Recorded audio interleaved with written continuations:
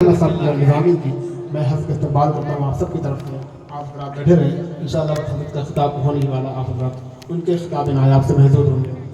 مجھے دو شعر یاد آیا لاک ڈاؤن کی جب بات یاد آئی جو ماضی قریب میں جس دور سے ہم گزرے کرونا سے. شاعر کہتا ہے کہ یوں ہواؤں میں مہکتی ہوئی پھلواری ہے, یوں ہواؤں میں مہکتی ہوئی پھلواری ہے, ایسا لگتا ہے تیرا ذکر کہیں جاری ہے. اور ساری دنیا تھی کرونا سے پریشان مگر ان کے عاشق سے بہت دور یہ بیماری ہے. ساری دنیا تھی کرونا سے پریشان مگر ان کے عاشق سے بہت دور یہ بیماری ہے. ان کے عاشق سے بہت دور یہ بیماری ہے. یہ بیماری چلی, اس کے بعد ایک دوائی آئی تھی, اس کا نام ویکسین تھا. شاعر نے دو شعر کہے, ایک ترکیب استعمال کی, وہ کہتا ہے کہ محبت کی نئی روٹین بن جاتی تو اچھا تھا. دو شعر ہیں, چوتھا مصرع جب آپ کی سماعتوں تک پہنچے گا تو آپ کی آواز میرے کانوں تک آ جائے, ٹھیک ہے. شاعر کہتا ہے کہ محبت کی نئی روٹین بن جاتی تو اچھا تھا, نظر کے کیمرے میں سین بن جاتی تو اچھا تھا. اور کرونا سے بھی بڑھ کر ہے عقیدے کا مرض گوہر, رضا کے نام کی ویکسین بن جاتی تو اچھا تھا. رضا کے نام کی کرونا سے بھی بڑھ کر ہے عقیدے کا مرض گوہر. آپ کو خوشی نہیں؟ اتنے لوگوں کو خوشی ہوئی, ہاتھوں کو اٹھا کہہ دے یا رسول اللہ. ذرا بولے, مجھے لگے کہ آپ یہاں سنی بیٹھے ہوئے ہیں کہ نہیں. محبت کی نئی روٹین بن جاتی تو اچھا تھا, نظر کے کیمرے میں سین بن جاتی تو اچھا تھا. کرونا سے بھی بڑھ کر ہے عقیدے سے بھی بڑھ کر ہے, کرونا سے بھی بڑھ کر ہے عقیدے کا مرض گوہر. رضا کے نام کی ویکسین بن جاتی تو اچھا تھا, رضا کے نام کی ویکسین بن جاتی تو اچھا تھا. اب میں آپ کا وقت زیادہ نہ لے کر کے بڑے ادب اور احترام کے ساتھ گزارش کر رہا ہوں دوسرے قوم ملت ناشر مسلک اعلیٰ حضرت خطیب اہل سنت حضرت علامہ مولانا محمد احمد صاحب نظامی مقدس اللہ العالی کی بارگاہ میں ملتمس ہوں کہ حضرت کرسی خطابت پر تشریف لائیں اور اپنے ولولہ انگیز خطاب سے تمامی سامعین کی اصلاح فرمائیں. آج میں پھر سے نعرہ لگا دوں, آپ ذرا جواب دے دیں. اس شان کے ساتھ کہ شاعر نے کہا تھا کہ دہلیز پہ رکھ دی ہے کسی شخص نے آنکھیں, دہلیز پہ رکھ دی ہے کسی شخص نے آنکھیں, روشن کبھی اتنا تو دیا ہو نہیں سکتا, بس تو میری آواز سے آواز ملا دے پھر دیکھ کے شہر میں کیا ہو نہیں سکتا. بس تو میری آواز سے آواز ملا دے پھر دیکھ کے شہر میں کیا ہو نہیں سکتا. سارے حضرات میری آواز کے ساتھ آواز ملائیں, نعرے کے جواب دے دیں. نعرہ تکبیر, نعرہ رسالت, جشن غوث الورا, مسلک اعلیٰ حضرت, علماء اہل سنت, جامعہ رضویہ غوث العلوم قاری شبیر صاحب قبلہ, مسلک اعلیٰ حضرت.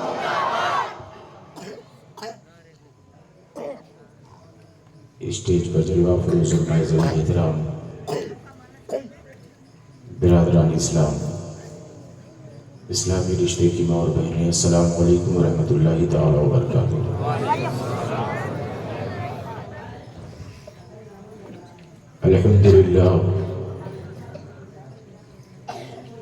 الحمدللہ نحمده ونستعینه ونستغفره ونؤمن به ونتوکل علیہ ونعوذ باللہ من شرور انفسنا ومن سیئات اعمالنا, من يهده اللہ فلا مضل له ومن يضلله فلا هادي له, ونشهد ان لا اله الا الله وحده لا شريك له, ونشهد ان محمدا عبده ورسوله. اما بعد, فاعوذ باللہ من الشیطان الرجیم, بسم اللہ الرحمن الرحیم. یا ایہا الذین آمنوا اتقوا اللہ ولتنظر نفس ما قدمت لغد واتقوا اللہ ان اللہ خبیر بما تعملون. صدق اللہ العظیم وصدق رسوله النبی الامین المکین المعین المتین الکریم, ونحن على ذلك لمن الشاهدين والشاكرين والحمد لله رب العالمين, آمین الى غیر النہایہ. تمام تعریف, تمام محاسن و مکارم و محامد, تمام بلندیاں, بزرگیاں, بڑائیاں, تمام عزتیں, تمام وقار صرف اور صرف اللہ وحدہ لا شریک کے لیے. بلا کسی تاخیر کی آئیے بعد بارگاہ رسالت مآب صلی اللہ تعالیٰ علیہ وآلہ وسلم میں اپنی محبتوں کا گلدستہ درود پاک کی شکل میں پیش کر لیں. بآواز بلند درود پاک پڑھیں. اللہم صلی اللہ علیہ سیدنا شفیع مولانا محمد بارک صلی اللہ وسلم علیہ سیدنا رسول اللہ صلی اللہ علیہ وسلم. حضرات محترم, حضرت علامہ حافظ قاری محمد شکیل صاحب قبلہ کی محنت اور آپ لوگوں کی ملی جلی محبت کہ 10 سال کے اندر اتنا بہترین گلستان آپ لوگوں نے مل کر آباد کر دیا. اللہ تبارک و تعالیٰ خصوصیت کے ساتھ حضرت علامہ قاری شبیر صاحب, مولانا رضوان صاحب اور آپ تمام لوگوں کو اور تمام احباب کو, ہر معاون کو اللہ تبارک و تعالیٰ شاد و آباد رکھے. دوستان محترم, 11ویں شریف کی شب ہے. آج پوری دنیا میں جہاں جہاں بھی اہل حق ہیں, سنت نبویہ صلی اللہ تعالیٰ علیہ وآلہ وسلم پر چلنے والے ہیں, اہل سنت والجماعت سے جن کا بھی تعلق ہے, آج پوری دنیا میں لوگ حضور غوث اعظم کا ذکر کر رہے ہوں گے, سن رہے ہوں گے, سنا رہے ہوں گے, اور حضور غوث اعظم کے نوری ذکر سے اپنی زندگی کو منور و مجلہ کر رہے ہوں گے. اللہ تبارک و تعالیٰ شہنشاہ بغداد کے جلووں کا نور ہمیں بھی عنایت فرمائے. حضرات محترم, زمانے میں تو تعریف کرنے والوں نے حضور غوث اعظم کی بڑی تعریف کی ہے. شعرا پیدا ہو رہے ہیں, لکھتے جا رہے ہیں, دیوان بنتے چلے جا رہے ہیں. قرطاس محبت پہ تخیلات کی لکیر لوگ کھینچتے چلے جا رہے ہیں. جس کو جو سمجھ میں آ رہا ہے لکھ رہا ہے. لیکن دوستان محترم, امام عشق و محبت امام اعلیٰ حضرت نے جو لکھ دیا, نہ کبھی کسی نے لکھا تھا, نہ کوئی لکھ پائے گا. اعلیٰ حضرت ارشاد فرماتے ہیں بارگاہ غوثیت میں اپنی محبتوں کا ثبوت پیش کرتے ہوئے, واہ کیا مرتبہ اے غوث ہے بالا تیرا, واہ کیا مرتبہ اے غوث ہے بالا تیرا, اونچے اونچوں کے سروں سے قدم آنا تیرا, اونچے اونچوں کے سروں سے قدم آلا تیرا. اللہ اکبر. اس کی وجہ بیان کرتے ہیں کہ اعلیٰ حضور غوث اعظم کا رتبہ اتنا بلند کیوں ہوا. تو اعلیٰ حضرت کی ایک بہت بڑی شان یہ ہے کہ ہمیں ادھر ادھر بھٹکاتے نہیں, سیدھا ڈائریکٹ ہمیں منزل مقصود تک پہنچا دیتے ہیں.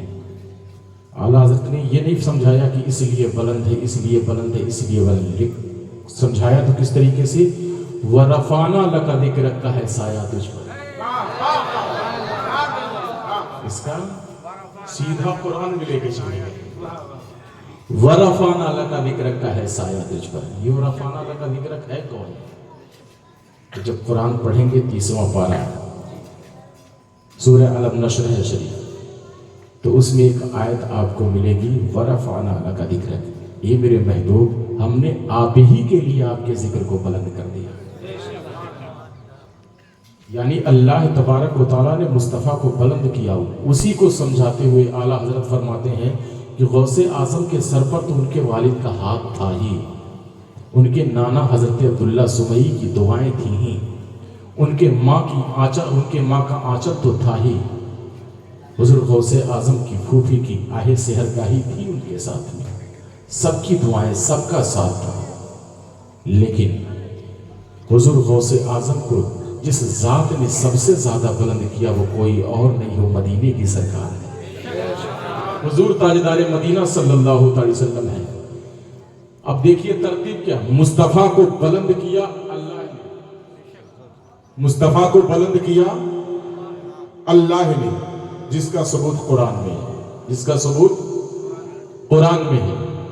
اور حضور غوث اعظم کو بلند کیا مصطفیٰ نے, حضور نے غوث اعظم کو بلند کیا, جس کا ثبوت بہجت الاسرار شریف میں, بہجت الاسرار شریف میں ہے.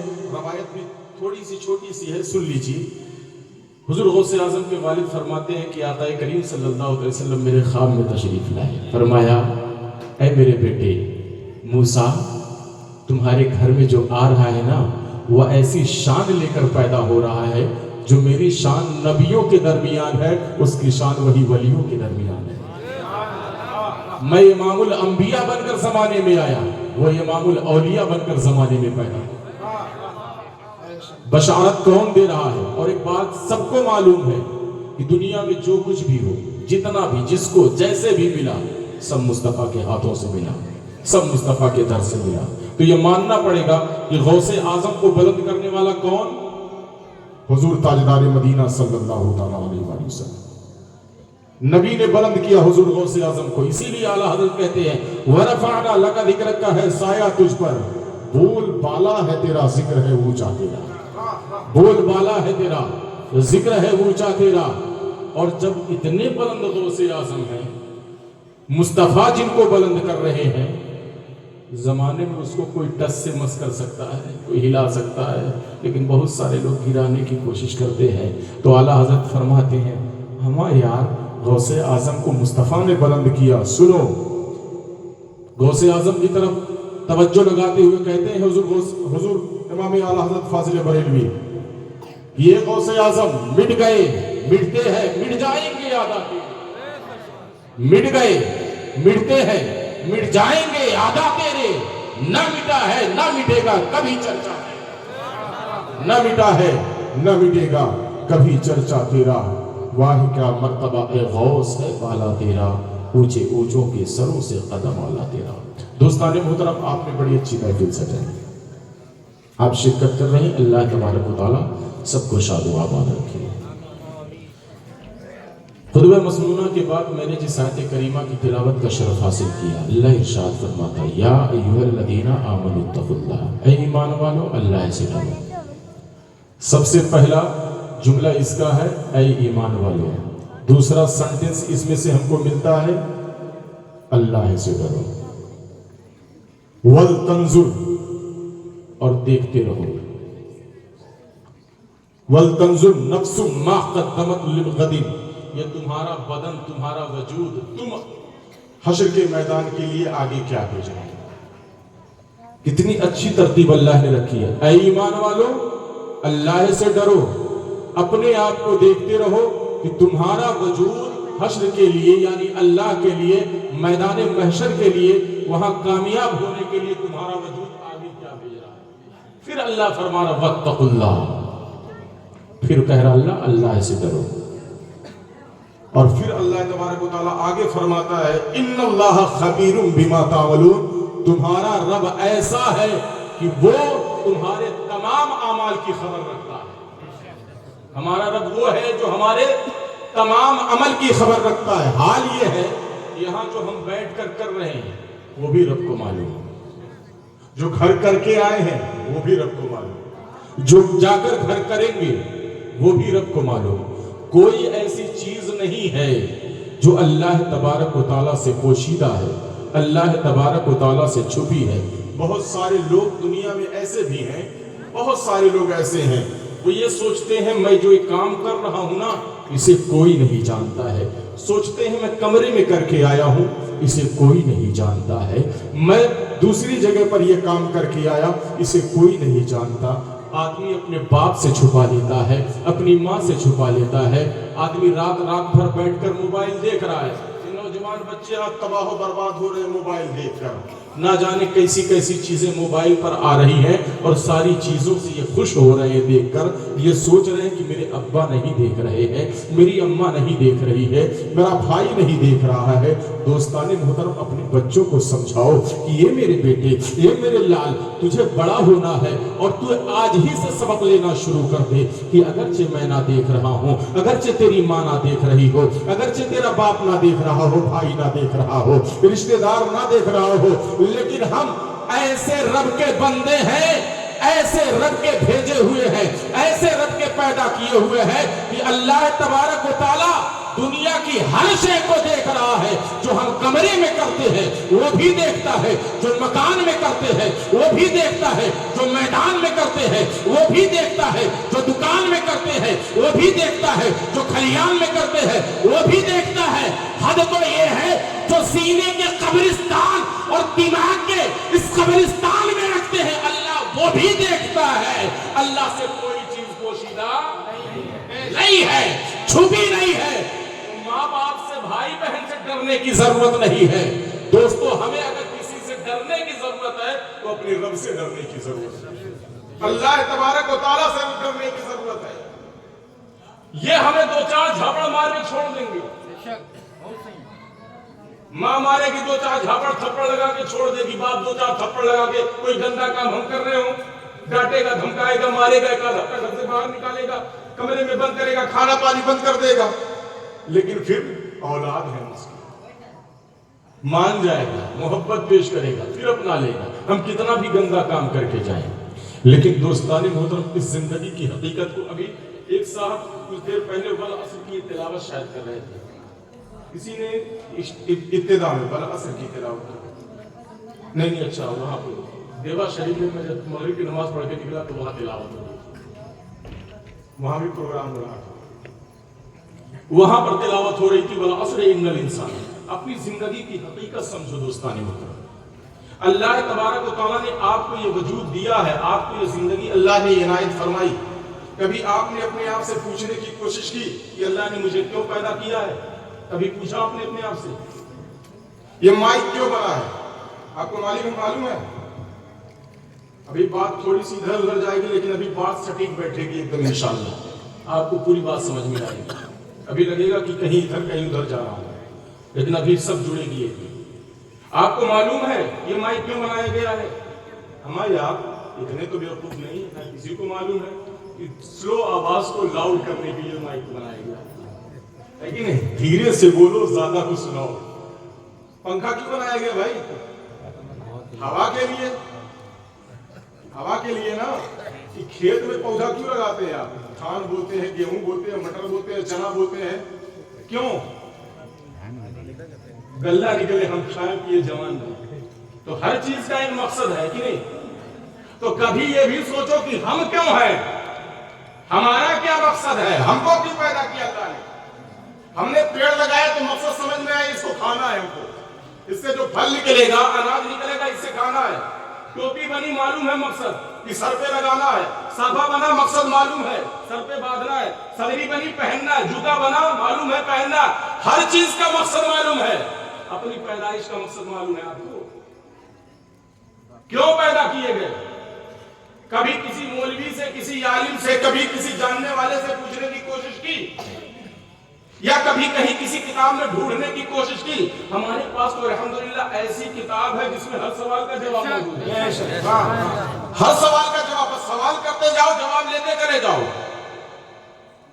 قرآن پاک, قرآن سے پوچھو یہ قرآن آسمان کیوں ہے سمجھ میں آ رہا ہے, چاند کیوں ہے سمجھ میں آ رہا ہے, ستارے کیوں ہے سمجھ میں آ رہا ہے, سمندر کیوں ہے سمجھ میں آ رہا ہے, پہاڑ کیوں ہے تاکہ زمین نہ ہلے سمجھ میں آ رہا ہے, ہوائیں کیوں ہے سمجھ میں آ رہا ہے, آکسیجن کیوں ہے سمجھ میں آ رہا ہے, آنکھ کیوں ہے سمجھ میں آ رہا ہے, کان کیوں ہے سمجھ میں آ رہا ہے, ہاتھ کیوں ہے سمجھ میں آ رہا ہے. یہ قرآن بتا اس وجود کو اللہ نے ہمیں کیوں دیا, اللہ نے ہمیں کیوں پیدا کیا. تو قرآن بابا کے تو ہر اعلان کرتا ہے تو نے سوال بڑا اچھا کر لیا ہے, کیونکہ جب کوئی بندہ اسی سوال کو لے کر آگے بڑھتا ہے, نوٹ کرنا, جب اسی سوال کو لے کر آگے بڑھتا ہے تو وہی بندہ غوث اعظم بنتا ہے. جب کوئی اسی سوال کو لے کے آگے بڑھتا ہے تو کوئی خواجہ معین الدین بنتا ہے. جب اسی سوال کو کوئی لے کے آگے بڑھتا ہے تو اشرف جہانگیر سمنانی بنتا ہے. جب اسی سوال کو لے کے کوئی آگے بڑھتا ہے تو ہاں مسلمانوں سید سالار مسعود غازی بنتا ہے.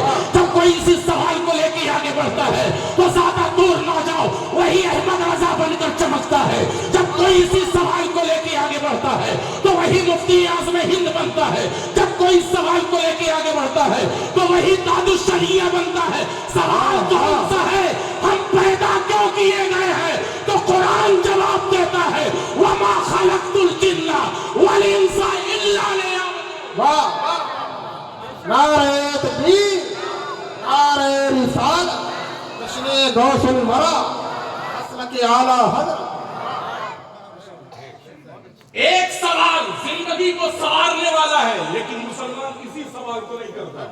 مولوی صاحب بیت المقدس کس نے بنایا تھا یہ پوچھے گا, مولوی صاحب نماز میں جھکنا کیوں ہے یہ پوچھے گا، آلتو پھالتو جس کا دین و دنیا اور اپنی زندگی سے کوئی تعلق نہیں، مولوی کو پریشان کرے گا پوچھ کے۔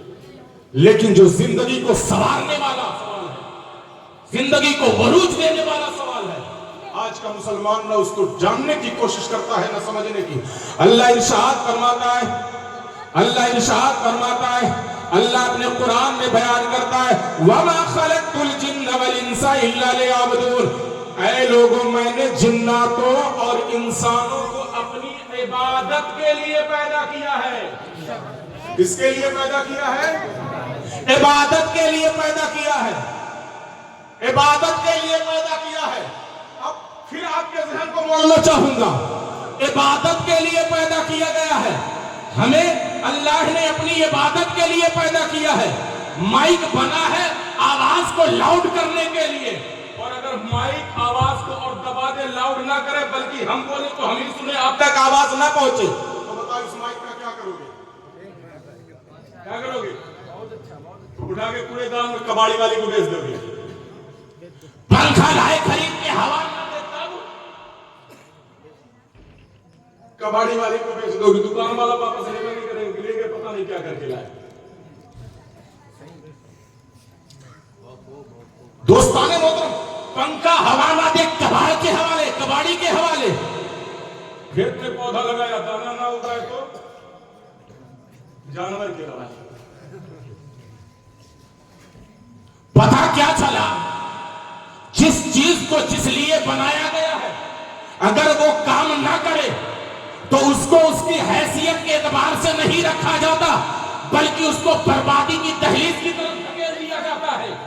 کباڑی لے جائے گا، اس کی باڈی اکھاڑے گا، اس کے پر توڑے گا، کاپر الگ نکالے گا، کوٹ کر چھاٹ کر لوہا والے کو پھر ٹرانسفر کر دے گا، لوہا والا اس کو بھٹی میں آگ میں دہکتی ہوئی آگ میں کوئلے کی آگ میں ایسی بھٹی جس میں لوہا گل جائے اس میں اس کو جھونک دے گا۔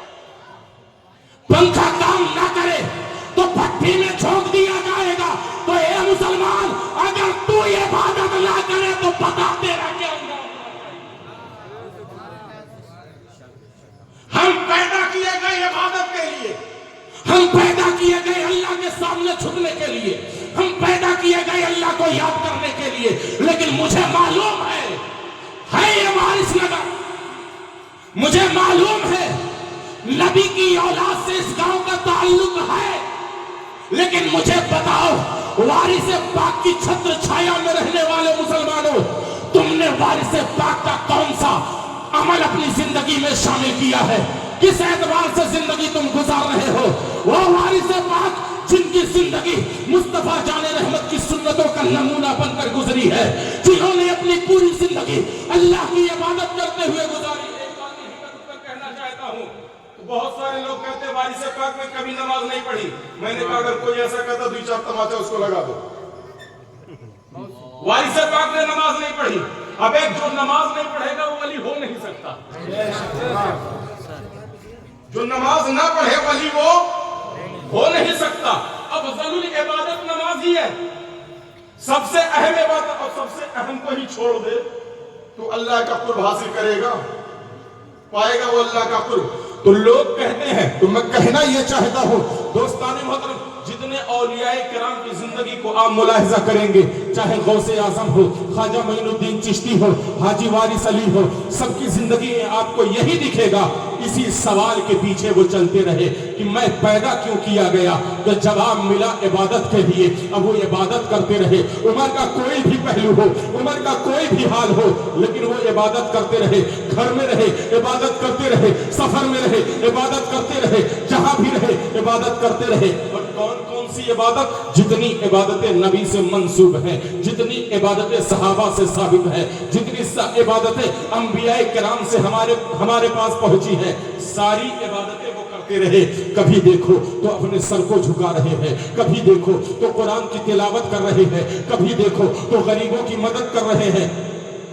پوائنٹ نوٹ ہونا چاہیے، کیونکہ ذہن جہاں لے جانا چاہتا ہوں وہاں آپ کو پہنچنا ہے، تبھی میرا کام بنے گا، ورنہ میرا کام سب بگڑ جائے گا۔ دوستان محترم، 300 کلومیٹر سے سفر کر کے آیا ہوں، اور آپ کو بتاؤں صبح 6 بجے سے ابھی تک میں نے یہ सो कर जैसे पीठ लगाई जाती है, अभी पीठ मैंने नहीं लगाई है, सुबह 6 बजे से पीठ नहीं लगाई है। किस लिए कि आपको चल के समझाऊंगा कि अपनी जिंदगी का मकसद समझो कि पैदा क्यों किए गए हो। अगर एक भी इसमें सफल गया तो उसके साथ साथ मैं भी समझ जाऊंगा।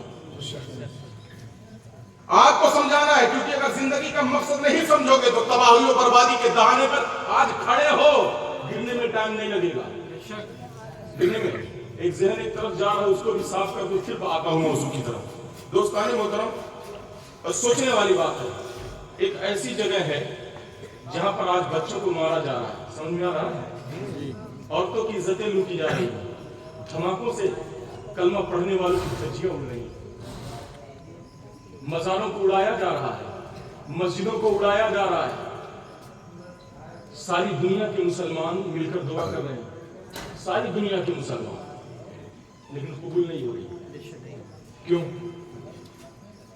हदीस पाक में तो यह है कि अगर किसी के लिए 40 मुसलमान मिलकर दुआ कर रहे तो कबूल हो जाती है। कहीं ना कहीं उसका नतीजा सामने आ ही जाता है।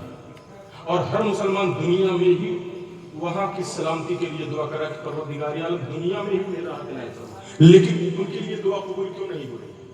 सोचने वाली सारी दुनिया, हिंदुस्तान हो, पाकिस्तान हो, तुर्किस्तान हो, अफगानिस्तान हो, चाइना हो, जापान हो, चाहे इंडोनेशिया हो, मिस्र हो, यमन हो, लेबनान हो, कहीं भी देखो तो उसके लिए दुआ हो रही है, लेकिन कबूल नहीं हो रही। क्यों?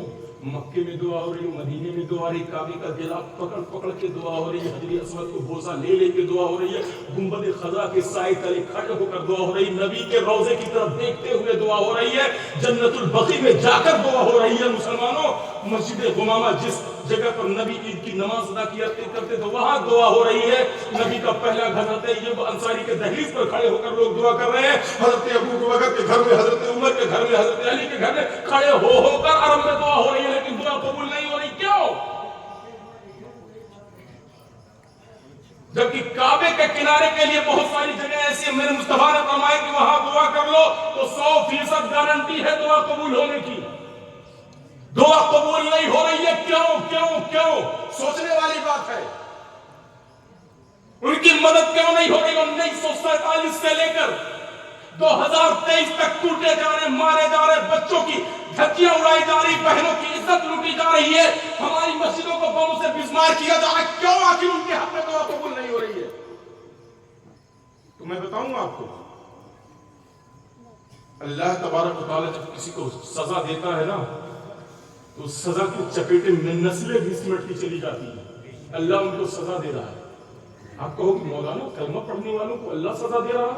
मैं कहूंगा हाँ, जिस तरीके से आज आप भी तैयार रहना सजा के लिए, क्योंकि वही काम आप भी कर रहे हैं जो वो करके आज सजा काट रहे हैं।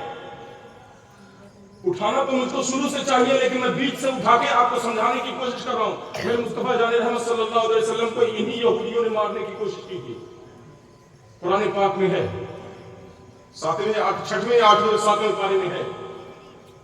बनी कुरैज़ा और बनी नुज़ैर का वाक़या कुरान पाक में मौजूद है, मुख्तसर में मौजूद है। आप उसको पढ़ें, तफसीर उठा के पढ़ें। नबी को मारने की कोशिश की थी। आपको बताऊं उनको सजा कितने साल तक मिली है? बताऊं आपको, यहूदियों को अल्लाह ने सजा कितने साल तक दी है? 1350 साल तक सजा दी। कितने साल तक? 1350 साल तक। नबी को मारने की गलती की थी उन्होंने, नबी को कत्ल करने की साजिश उन्होंने बनी नुज़ैर के यहूदियों ने की थी। पूरा इलाका, पूरा मोहल्ला मारने की साजिश कर रहा था, सब मुत्तफिक थे। तो अल्लाह तबारक व तआला ने 1350 साल तक उनको सजाएं दी कि दुनिया में भटकते रहे, कोई उनको ठहराने के लिए राजी नहीं था, कोई उनको अपनाने के लिए राजी नहीं था। हिटलर के हत्थे चढ़े, हिटलर के हत्थे चढ़े, 40 लाख लोगों को मार दिया उसने। सजा पे सजा उनको मिलती रही। मुस्तफा के कौल को तोड़ा था, मुस्तफा से गद्दारी की थी, मुस्तफा को धोखा दिया था, तो 1350 साल तक उनको सजा मिलती रही। और 75 सालों से इनको सजा मिल रही। 1947 से लेकर 2023 तक 78 या 77 साल होते हैं मुसलमानों, इनको मुसलसल सजाएं मिल रही है। क्या इन्होंने भी नबी के कौल को तोड़ा? तो सुनो, हाँ, मेरे मुस्तफा ने, हदीस पाक गवाह है, मेरे मुस्तफा ने फरमाया कि ये लोगों कभी यहूदियों पर भरोसा नहीं करना, کبھی یہودیوں کے عہد کو یقین میں مت لینا. اور میرے مصطفیٰ نے فرمایا تھا اے یہودیوں، اے بنی نذیر کے لوگوں، میرے علاقے میرے مدینے کو چھوڑ دو. بنی نذیر کے لوگوں کو مصطفیٰ جان رحمت نے مدینے سے بھگا دیا تھا. حضرت عمر بیٹھے ہوئے ہیں، صحابہ کی جماعت بیٹھی ہوئی ہے. حدیث پاک میں ہے مصطفیٰ جان رحمت صلی اللہ تعالیٰ علیہ وآلہ وسلم اپنے دل کی حسرت بیان کر رہے ہیں، اور دل کی حسرت بیان کرتے کرتے میرے نبی کی زبان سے نکلتا ہے موقع اگر ملا تو میں پورے عرب سے یہودیوں کو نکال دوں گا. میرے نبی نے فرمایا اگر مجھے موقع ملا تو پورے عرب سے میں یہودیوں کو نکال دوں گا. لیکن مصطفیٰ جان رحمت صلی اللہ تعالیٰ علیہ وآلہ وسلم کی قید حیات مکمل ہو گئی. مصطفیٰ جان رحمت اس دار فانی سے کوچ کر گئے. اپنی زندگی میں مصطفیٰ یہودیوں کو عرب سے نہ نکال سکے. مدینے سے نکال دیا تھا لیکن عرب سے نہ نکال سکے. مسلمانوں، حضرت ابو بکر کا زمانہ آیا تو وہ مانعین زکات سے اور جھوٹے نبیوں سے جنگ کرتے ہوئے ان کا وقت گزر گیا. لیکن حضرت عمر کا زمانہ آیا تو حضرت عمر نے کہا میری خواہشیں تو دوسری طرف ہے، میرے ارمان تو بعد میں دیکھے جائیں گے، میری خواہشیں بعد میں دیکھی جائیں گی، دوسروں کی خواہشیں اور دوسروں کے ارمان بعد میں دیکھے جائیں گے. سب سے پہلے اگر کسی کے ارمان کو میں پورا کروں گا تو مصطفیٰ جان رحمت کی خواہش کو پورا کروں گا، مصطفیٰ کے ارمان کو پورا کروں گا. مصطفیٰ کی خواہش کا احترام کرتے ہوئے حضرت عمر نے اپنے زمانے میں سارے یہودیوں کو پورے عرب سے بھگا دیا تھا، نکال دیا تھا، ان کو دیش بدر کر دیا تھا. نہ مصر میں کوئی یہودی، نہ یمن میں کوئی یہودی، نہ مکہ میں کوئی یہودی، نہ فلسطین میں کوئی یہودی، ہاں نہ مسلمان مدینہ میں کوئی یہودی، کہیں کوئی یہودی نہیں تھا. اگر اکے دکے ملتے تھے تو وہ کام کرنے والے ملتے تھے، جو مسلمانوں کے وہاں نوکری کرنے والے تھے وہی ملتے تھے، ورنہ ان کا گھرانہ نہیں ہوتا تھا. حضرت عمر نے سارے یہودیوں کو عرب سے نکال دیا. عمر کا نکالنا تھا، تاریخ اتہاس پورا موجود ہے، پڑھ کر دیکھو. عمر کا نکالنا تھا. یہودی عرب سے نکلے تو کیا ہندوستان والوں نے جگہ دی تھی؟ جواب ملے گا نہیں. کیا ایران والوں نے جگہ دی تھی؟ جواب ملے گا نہیں. کیا آپ کو شام والوں نے جگہ دی تھی؟ جواب ملے گا نہیں. کیا امریکہ نے جگہ دی تھی؟ جواب ملے گا نہیں. اے مسلمانوں، ساری دنیا میں یہودی 1350 سال تک بھٹکتا رہا لیکن کہیں اس کو جگہ نہیں ملی. مصطفیٰ جان رحمت کی خواہش تھی عرب میں یہودی نہ بسنے پاوے، عرب میں یہودی نہ بسنے پاوے. اللہ نے قرآن میں فرمایا کافروں سے دوستی محبت نہیں کرنا. لیکن اے مسلمانوں، فلسطینیوں نے ایک غلطی کر دی. مصطفیٰ کے جس خواہش کا احترام کرتے ہوئے حضرت عمر نے نکالا تھا، جب ہٹلر نے ان کو نکالا تو فلسطینیوں نے بلا کر اپنے دیش میں ان کو بسایا تھا، یہودیوں کو مہمان بنایا تھا، خود بھی کھاتے تھے، بیٹھا کر کھلاتے تھے، ننگا ہوتا تھا، کپڑا بھی پہناتے تھے، رہنے کے لیے گھر بھی دیتے تھے، خاندان بسانے کے لیے زمین بھی عنایت کرتے تھے. اللہ اکبر کبیرہ. اگر دیکھا جائے تو کہتے تھے ہم انسانیت کی خدمت کر رہے ہیں، ہم مظلوم کی مدد کر رہے ہیں. اللہ اکبر کبیرہ، اللہ اکبر کبیرہ. جس انسان کی انسانیت ہندوستان کو نہیں دکھائی دی، جس انسان کی انسانیت ہاں مسلمانوں امریکہ کو نہیں دکھائی دی، جس انسان کی انسانیت چائنا اور جاپان کو نہیں دکھائی دی، اے فلسطینیوں، ان کے اندر انسانیت تمہیں ڈھونڈنے کی کیا ضرورت تھی؟ تمہیں تو سب سے پہلے یہ دیکھنا چاہیے تھا کہ یہ میرے مصطفیٰ کی خواہش ہے عرب میں یہ یہودی بسنے نہ پاوے. تو فلسطین کے لوگوں نے یہودیوں کو بلا کر بسایا، ان کو جگہ دی، ان کے گھر بنوائے، ان کا محلہ تعمیر کروایا. تو رب کو جلال آ گیا کہ ارے میرے قرآن کو توڑا تو توڑا، چھوڑا تو چھوڑا، میرے نبی کے فرمان کو بھی اس نے توڑ دیا. جس یہودیوں کو میرے نبی کی خواہش تھی کہ عرب میں جگہ نہ ملنے پاوے، ان فلسطینیوں نے ان یہودیوں کو فلسطین میں بسایا. تو اللہ نے ایسا چکر چلایا کہ انہیں یہودیوں کو، انہیں فلسطینیوں کے سر پہ 77 سال سے ایسا مسلط کیا ہے. جن کو تم نے مہمان بلا بنایا تھا، جن کو تم نے نوالا کھلایا تھا، جن کو تم نے جگہ دی تھی، آج وہی تمہارے لیے लिए तुम्हारी जगह को कब्रिस्तान में तब्दील करते हुए नजर आ रहे हैं, तुम्हारे बच्चों के मुंह से निवाला छीनते नजर आ रहे हैं।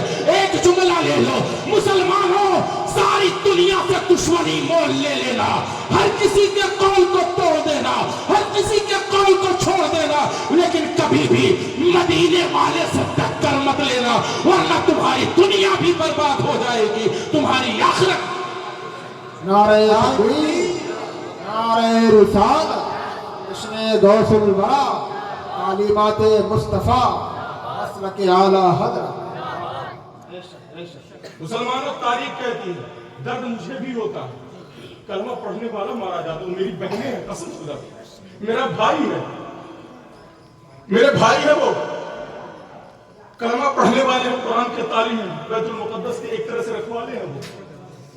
दर्द होता है, हर नमाज में उनके लिए दुआ करता हूँ, आंखों में आंसू भी आता है उनका दर्द देख के, लेकिन मुसलमानों दिल चीख कर यही कहता है कि जब तक अल्लाह अपनी सजा पूरी नहीं कर लेगा, ये अहमद रिजा में इस दुनिया जैसी हजारों दुनिया आ जाए, अल्लाह तबारक व तआला किसी की दुआ कबूल नहीं करेगा, क्योंकि उन्होंने किसी और का फरमान नहीं तोड़ा है, मुस्तफा जान का फरमान तोड़ा है, मुस्तफा की ख्वाहिश का एहतराम नहीं किया।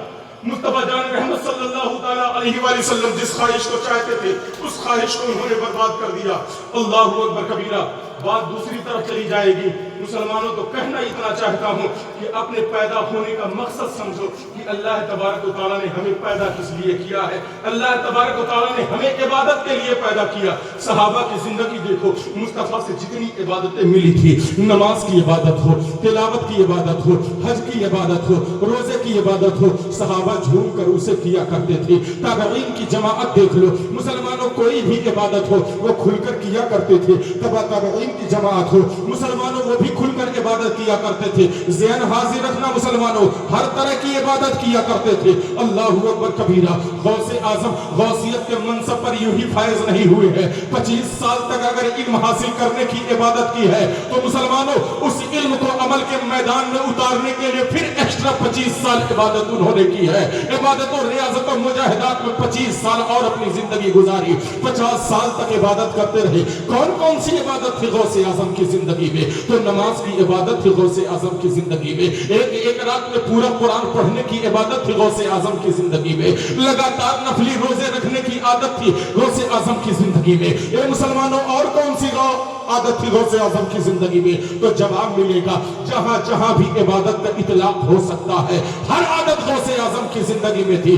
मैंने कहा, ये मौलाना साहब ये तो बता दीजिए, क्या गौसे आजम अल्लाह के रास्ते में माल भी खर्चा किया करते थे? क्योंकि आज दुनिया पागल हो गई है। मौलाना नमाज पढ़वा लो पढ़ तो लेंगे, मौलाना हर काम करवा लो कर तो लेंगे, लेकिन पैसा खर्चा करने की बात मत करो। पैसा बड़ी मेहनत से कमा रहे हैं, बड़ी मेहनत से इकट्ठा कर रहे हैं, बड़ी मेहनत से हम इसको जमा करके अपने लिए गाड़ियां और चीजें तैयार कर रहे हैं। इसको खर्चा करने की कोशिश मत करो। लेकिन जब गौसे आजम की जिंदगी पढ़ोगे तो मुसलमानों आपको पता चलेगा। खुद गौसे आजम फरमाते हैं, सुबह जितना माल मेरे पास आता था शाम नहीं होने पाती थी, अल्लाह के नाम पर मैं सब कुछ दे दिया करता था, गरीबों में बांट दिया करता था, जरूरतमंदों में तकसीम कर दिया करता था। रही बात जरूरतमंद की, तो आओ सीरत गौसिया से जरूरतमंद की लिस्ट ढूंढते हैं। मेरे खौफ कौन से जरूरतमंद को आप दिया करते थे? तो आपको जानकर हैरानी होगी मुसलमानों, ये गौसे आजम गौसियत के मनसब पर यूं ही नहीं पहुंचे हैं। अगर कोई फकीर आया है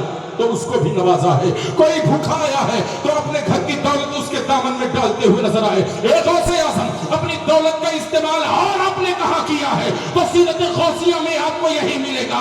जिन जरूरतमंदों की सबसे ज्यादा जरूरत गौसे आजम पूरा किया करते थे, वो कोई और जरूरतमंद नहीं था, वो तालिबे इल्म थे, वो तालिबे इल्म थे। इन तालिबे इल्मों के रहने के लिए अपनी दौलत खर्चा करते थे, इनके लिए किताबें के लिए अपनी दौलत खर्चा किया करते थे। मुसलमानों इनके खाने के लिए अपनी दौलत खर्चा किया करते थे। अल्लाहु अकबर कबीरा।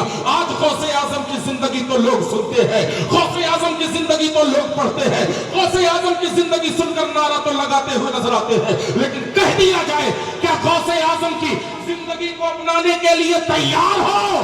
तो जवाब मिलता है मौलाना नहीं। अभी तक तो हर जगह यही हुआ। मैं आपसे पूछूं, क्या गौसे आजम की जिंदगी आप अपनाने के लिए तैयार हो? तो जवाब आपका क्या होगा? बोलो मेरे भाई, देखा ना खामोशी सन्नाटा। क्या गौसे आजम की जिंदगी अपनाएंगे आप? अपनाएंगे आप? अपनाएंगे? गौसे आजम की जिंदगी में मुसलमानों हर इबादत मिलती है, दौलत का खर्चा करना भी मिलता है, और आगे बढ़ो मुसलमानों। अल्लाह तबारक व तआला ने कुरान पाक के चौथे पारे में शुरू में इरशाद फरमा दिया, एकदम शुरू में ही, लन तनालुल बिर्रा हत्ता तुनफिकू मिम्मा तुहिब्बून। अगर आपके एतबार से तर्जुमा करूं तो अल्लाह तबारक व तआला फरमाता है, कोई बुलंदी, कोई रुतबा, कोई आसानी, कोई मर्तबा, कोई मकाम उस वक्त तक नहीं पा सकते ऐ दुनिया वालों जब तक अपनी प्यारी चीज को अल्लाह के रास्ते में कुर्बान न कर दो, अल्लाह के रास्ते में देना दो, तब तक कोई मर्तबा नहीं पा सकते। आज हम डीएम बनना चाहते हैं लेकिन नहीं बन पाते। आज हम चाहते हैं कि अंतरी मंतरी संतरी बन जाए लेकिन हम नहीं बन पाते। मुसलमानों जमाने के भिखारियों के लिए भी नौकरी है, लेकिन मुसलमानों के लिए कोई नौकरी नहीं है। मुसलमानों की कहीं बातें नहीं सुनी जा रही है, हर जगह मुसलमानों को ही टारगेट किया जा रहा है, हर जगह मुसलमानों को ही सताया जा रहा है, हर जगह मुसलमानों को ही नीचा दिखाया जा रहा है। मैंने कहा, ए मौला आखिर ऐसा क्यों हो रहा है? तो अल्लाह तबारक व तआला ने कहा कि बुलंद मकाम के लिए, रुतबे के लिए, ऊंचे मकाम के लिए मैंने शर्त कुरान पाक में लगा दी है, लन तनालुल बिर्रा हत्ता तुनफिकू मिम्मा तुहिब्बून। अगर मकाम चाहते हो, अगर बुलंदी चाहते हो, अगर रुतबा चाहते हो तो अपनी प्यारी चीज को अल्लाह के रास्ते में खर्च करो, अल्लाह के रास्ते में खर्च करो। मुसलमानों हमने देखा गौसे आजम ने खर्च किया तो बुलंद मकाम मिला, लेकिन हम करने के लिए तैयार नहीं है। और आगे बढ़ते चलो मुसलमानों, इस माल के चक्कर में हम इतने पागल होते चले जा रहे हैं कि हमें एहसास नहीं है कि हमारी जिंदगी आबाद हो रही है या हमारी जिंदगी बर्बाद हो रही है।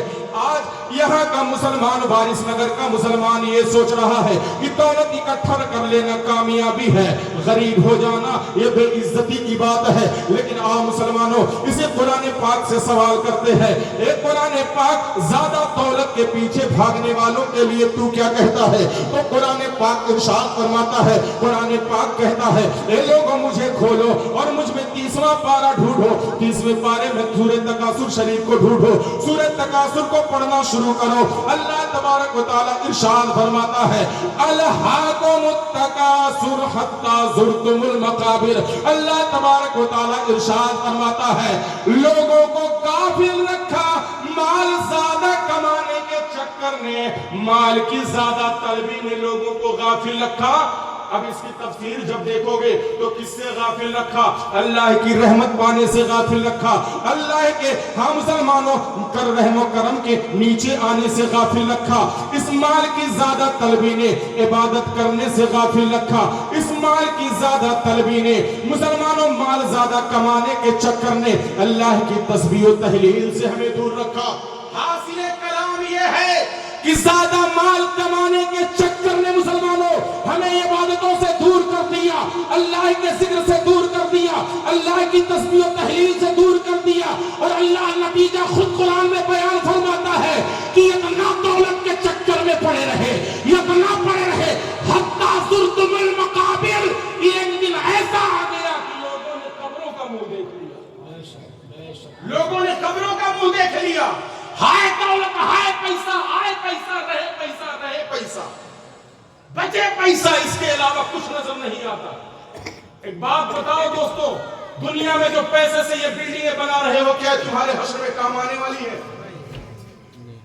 जो तुम्हारे घर पे स्कॉर्पियो खड़ी है, क्या हश्र के मैदान में काम आएगी? जो तुम्हारे हाथ में 1.5 लाख का एप्पल का मोबाइल है, क्या हश्र के मैदान में तुम्हारे काम आएगा? जवाब दे दो मेरे भाई, काम आएगा? नहीं काम आएगा, बिल्कुल नहीं काम आएगा। न तुम्हारी गाड़ी, न तुम्हारा मोबाइल, न तुम्हारा मकान, कुछ काम नहीं आएगा। हश्र के मैदान में काम आएगा तो क्या आएगा? जो कुछ भी अल्लाह के नाम पे लगा के गए हो, अल्लाह के नाम पर देकर गए हो, अल्लाह के नाम पर करके गए हो, वही कल हश्र के मैदान में तुम्हारे काम आएगा। پیش کروں, ہو سکتا ہے آپ کا ایمان تازہ ہو. قرآن پاک کا یہی 30واں پارہ ہے اور یہی سورہ تکاثر شریف ہے, سورہ زلزال شریف ہے. سورہ زلزال شریف میں اللہ تبارک و تعالیٰ ارشاد فرماتا ہے فَمَن يَعْمَلْ مِثْقَالَ ذَرَّةٍ خَيْرًا يَرَهُ وَمَن يَعْمَلْ مِثْقَالَ ذَرَّةٍ شَرًّا يَرَهُ. میں آپ سے پوچھنا چاہتا ہوں, کیا مکان بنانا ہمارے لیے نیکی کا کام ہے؟ کیا ایپل کا موبائل خریدنا ہمارے لیے نیکی کا کام ہے؟ کیا اسکارپیو خریدنا ہمارے لیے نیکی کا کام ہے؟ تو جواب ملے گا نہیں. میں خود کہتا جا رہا ہوں, تو جواب ملے گا نہیں. یعنی ایک عمل کل حشر کے میدان میں ہمارے سامنے آئے گا کہ جس کی نیکی ہمیں نہیں ملی. ہم نے مکان بنایا, کوئی نیکی نہیں. ہم نے گاڑی خریدی, کوئی نیکی نہیں. ہم نے موبائل خریدا, کوئی نیکی نہیں. ہم نے بائک خریدی, کوئی نیکی نہیں. اللہ تبارک و تعالیٰ فرما رہا ہے سارے اعمال تمہارے سامنے آئیں گے, چاہے اچھے عمل ہو یا برے عمل ہو, سارے عمل تمہارے کام آئیں گے. کے میدان میں پتا چلے گا یہ مکان بنانا تو بیکار چلا گیا, یہ گاڑی خریدنا تو بیکار چلا گیا, یہ موبائل خریدنا تو بیکار چلا گیا. لیکن قسم خدا کی اگر کہیں لکھوانا چاہتے ہو تو مجھ سے لکھوا لو. اگر آپ نے 10 روپیہ کسی مسجد میں دیا ہے, جب وہ عمل کی صورت میں آپ کے سامنے آئے گا تو وہ عمل کہیں اور نہیں ہوگا, وہ عمل نیکیوں کے زمرے میں ہوگا, وہ عمل نیکیوں کے پڑھنے میں ہوگا. وہ 10 کا نوٹ جو آپ نے دنیا میں دیا ہے 100 نیکیوں میں تبدیل ہو کر آپ کے سامنے کھڑا ہوگا. وہ 10 روپیہ آپ کا رب کی بارگاہ میں کہہ رہا ہوگا اے پروردگار عالم, اس نے مجھے تیرے گھر کے لیے دیا تھا, پروردگار عالم اس کو معاف فرما دے, اس کو جنت کے حوالے کر دے, اس کی غلطیوں کو معاف فرما دے. پتہ کیا چلا 15 لاکھ کی اسکارپیو ہمارے کام نہیں آئے گی, لیکن اگر 10 روپیہ مسجد میں لگا دیا ہے کام آئے گا. اور اس سے بھی آگے بڑھو, وہی 10 روپیہ اگر ہم نے مدرسے میں لگا دیا ہے تو وہی 10 روپیہ ہمارے کام آئے گا. مسلمانوں یہ بھی نیکی کا کام ہے. یہ مدرسہ حشر کے میدان میں شاید آپ کو معلوم نہیں ہے, یہ جتنے مدرسے ہیں, جتنے اسلامی مدرسے ہیں اور جتنی مسجدیں ہیں, سب زمین سے اٹھائی جائیں گی اور جنت کا حصہ بنائی جائیں گی. سب جنت کا حصہ بنائی جائیں گی. یہ جتنی مسجدیں دنیا میں ہیں اور جتنے مدرسے دنیا میں ہیں, سب زمین سے اٹھائے جائیں گے اور جنت کا حصہ بنائے جائیں گے. اللہ اکبر کبیرہ.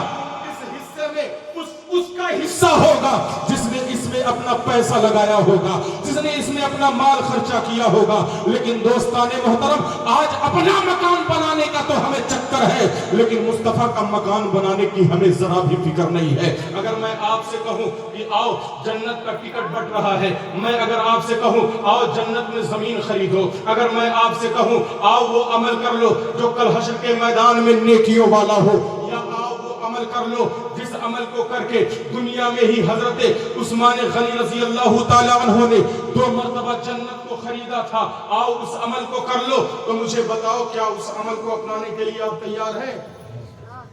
تو میں آپ سے اب زیادہ نہ گھماتے ہوئے میں آپ سے کہنا چاہتا ہوں کہ مسلمانوں یہ جلسہ ختم ہوگا انشاءاللہ 2-4 دن کے بعد یہاں سٹریٹ کا کام شروع ہو جائے گا. یہ اپنا مکان نہیں, یہ مصطفیٰ کا مکان ہے. مصطفیٰ کا مکان بنانے کے لیے کتنے لوگ میرا ساتھ دینے کے لیے تیار ہیں؟ سب سے پہلے تو میں ہی مدرسے کے نام پر سٹرنگ کے لیے میں اپنی طرف سے 100 روپیہ دینے کے لیے تیار ہوں. کیا ہے کوئی میرا ساتھ دینے کے لیے؟ جو رسول کا گھر بنانے کے لیے, جنت کی زمین خریدنے کے لیے, جزاک اللہ. 200 روپے ادھر سے آگے, ماشاءاللہ. اللہ تبارک و تعالیٰ جزائے خیر عنایت فرمائے. کیا ہے کوئی وہ عمل کرنے کے لیے جو مصطفیٰ سے لے کر تمام نبیوں سے لے کر تمام صحابہ سے لے کر تمام ولیوں سے لے کر اور تمام قیامت تک نیک بندوں کا طریقہ رہا ہے اور رہے گا؟ مسلمانوں کیا اس عمل کو کرنے کے لیے آپ تیار ہیں؟ یقیناً مسلمانوں.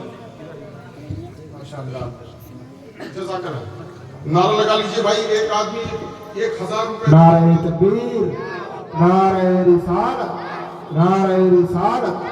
جشن غوث المرا, جامعہ رضویہ غوث العلوم, جامعہ رضویہ غوث العلوم, مسلک اعلیٰ حضرت علماء اہل سنت. نعرہ تکبیر, نعرہ رسالت. آپ لوگ کنارے سے آتے رہیں. اسی زمرے میں ایک واقعہ حضور عثمان غنی کا میں آپ کے سامنے پیش کر رہا ہوں.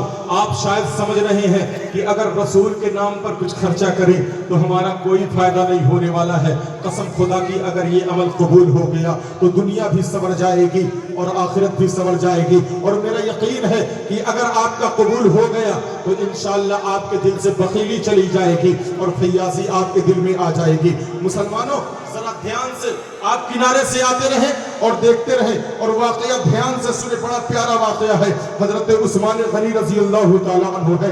مسلمانوں مدینے کا دور چل رہا ہے. مصطفیٰ جان رحمت صلی اللہ تعالیٰ علیہ وآلہ وسلم کے ایک صحابی نبی کے پاس پہنچے اور عرض گزار ہوئے, یا رسول اللہ صلی اللہ تعالیٰ علیہ وآلہ وسلم, میرا مکان فلاں محلے میں ہے, میرا مکان فلاں محلے میں ہے. یا رسول اللہ صلی اللہ علیہ وآلہ وسلم, میرے مکان کے بغل میں میرے ایک کلمہ گو بھائی کا مکان ہے یا رسول اللہ, اور اس کے مکان کے صحن میں یا رسول اللہ ایک کھجور کا درخت ہے, اور وہ کھجور کا درخت میرے آنگن میں جھکا ہوا ہے. اس کی کھجور جب پکتی ہے تو یا رسول اللہ میرے آنگن میں گرتی ہے. میرے چھوٹے چھوٹے بچے ہیں یا رسول اللہ, پیڑ اس کا ہے, پھل اس کا ہے, لیکن میرے بچے یا رسول اللہ اس پھل کو اٹھا لیتے ہیں. جبکہ شریعت میں ایک مسلمان کی چیز کو دوسرا مسلمان بغیر اجازت کے استعمال نہیں کر سکتا ہے. تو یا رسول اللہ کبھی کبھی میرے بچے امانت میں خیانت کر دیتے ہیں. یا رسول اللہ بچنے کا صرف ایک ہی طریقہ ہے کہ وہ کلمہ گو بھائی وہ پیڑ مجھے بیچ دے, اس پیڑ کو میں خریدنے کے لیے تیار ہوں. ذرا توجہ سے سننا یہ واقعہ, اپنے ایمان کو تازہ کرنا. یا رسول اللہ میں نے کوشش کی, اپنے کلمہ گو بھائی کے پاس گیا اور میں نے کہا, اے میرے بھائی اس پیڑ کو بیچ دے, کیونکہ مجھے روز آنا محنت کرنی پڑتی ہے. میرے بچے تیری کھجور کو اٹھا لیا کرتے ہیں, اور جب تو کھجور کا پیڑ مجھے بیچ دے گا تو پورا پیڑ میرا ہو جائے گا, میرے بچے آرام سے کھا سکتے ہیں. اے میرے بھائی پیڑ کو بیچ دے. تو یا رسول اللہ اس کلمہ گو بھائی نے پیڑ بیچنے سے منع کر دیا. اس لیے سفارش کے لیے میں آپ کے پاس آیا ہوں. یا رسول اللہ مجھ پر رحم کرے اور میرے ساتھ اس کے گھر پر چل چلے. یا رسول اللہ آپ جب اس سے کہیں گے نا تو آپ کے وجود مسعود کی بنا پر, آپ کے جملوں کی بنا پر, آپ کے اسٹیٹس و مقام کی بنا پر وہ کلمہ گو بھائی پیڑ مجھے بیچ دے گا. میرے رسول اٹھے ہیں, میرا نبی اٹھا ہے. مسلمانوں نبوت کی شان لے کر اس کلمہ پڑھنے والے کے مکان پر پہنچا. میرے نبی ہے, اس کو آواز دیتے ہیں, وہ کلمہ گو باہر نکلتا ہے. میرے نبی فرماتے ہیں کہ تمہارے پیڑ کی وجہ سے اس صحابی کو دقت ہو رہی ہے, تم اپنا پیڑ اسے بیچ دو. جو قیمت لگاؤ, جتنی قیمت لوگ لگاؤ گے, اگر اس کے پاس نہیں ہے تو ہم دینے کے لیے تیار ہے. اس کلمہ گو نے کہا, یا رسول اللہ میں پیڑ نہیں بیچوں گا, میں پیڑ نہیں بیچوں گا. میرے مصطفیٰ نے کہا میں کہہ رہا ہوں. اس نے کہا یا رسول اللہ کوئی بھی آ کر کہے میں پیڑ نہیں بیچوں گا, کوئی بھی آ کر کہے میں پیڑ نہیں بیچوں گا. میرے نبی نے کہا دنیا کی قیمت بھی لے لے, اور اگر تو اپنا یہ پیڑ, ایک پیڑ یہاں پر بیچ دے گا تو کل حشر میں تجھے جنت کا ایک باغ دلواؤں گا. تو ایک پیڑ دے دے, قیمت بھی لے لے اور جنت کا باغ بھی لے لے, جنت کا باغ بھی لے لے. کہا مجھے نہیں چاہیے, میں نہیں بیچوں گا. اصل میں کلمہ گو تو تھا لیکن پکا منافق تھا. کہا نہیں دوں گا, نہیں دوں گا. میرے مصطفیٰ جان رحمت صلی اللہ علیہ وسلم واپس آ گئے, واپس آئے. مصطفیٰ جان رحمت صلی اللہ علیہ وسلم واپس آئے. صحابہ میں یہ بات مشہور, بات اڑتے اڑتے حضرت عثمان غنی کے کانوں میں پہنچ گئی. حضرت عثمان غنی کے کانوں میں پہنچ گئی بات. حضرت عثمان غنی نے سنا کہ نہیں بیچ رہا, قیمت لے کے نہیں دے رہا, اور نبی نے اس ایک پیڑ کے عوض میں جنت میں باغ دینے کا وعدہ کیا ہے. حضرت عثمان غنی نے اپنے خزانے کا منہ کھولا. مسلمانوں جتنی تھیلیاں اشرفیوں کی اٹھا سکتے تھے, درہم کی اٹھا سکتے تھے, حضرت عثمان غنی نے تھیلیاں اٹھائی ہے, اپنے خادم کو ساتھ میں لیا ہے. ساتھ میں لینے کے بعد اس منافق کے گھر پر پہنچ گئے ہیں. دروازہ کھٹکھٹایا ہے. دروازہ کھٹکھٹانے کے بعد کہا, اے منافق, اے کلمہ گو, اس پیڑ کو بیچ دے. کہا نہیں بیچوں گا. 1000 دینار لے لے. کہا نہیں چاہیے. 2000 دینار لے لے. کہا نہیں چاہیے. حضرت عثمان عثمان غنی دام بڑھاتے چلے جا رہے تھے، لیکن وہ کہہ رہا تھا نہیں بیچوں گا۔ حضرت عثمان غنی نے کہا تو مجھ سے جو بھی لینا چاہتا ہے مجھ سے اس ایک پیڑ کے بدلے میں لے لے، میں تجھے دینے کے لیے تیار ہوں، لیکن یہ ایک پیڑ تو مجھے بیچ دے، مجھے دے دے۔ منافق نے کہا اے عثمان اپنے لفظوں پر غور کر لو۔ حضرت عثمان